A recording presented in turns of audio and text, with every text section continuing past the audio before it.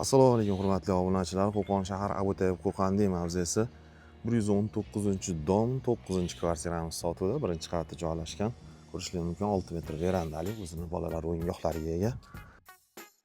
Podyezdlari ham zo'r, 2 dona aholi bitta qavatda. Ko'rishingiz mumkin, shu uyimiz bo'ladi.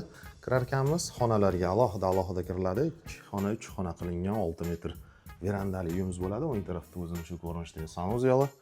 Ro'parada bo'lsa, shu ko'rinishdagi kattalar yotoqxonasi, panjaralarigacha qilingan, akfalari qilingan uyimiz.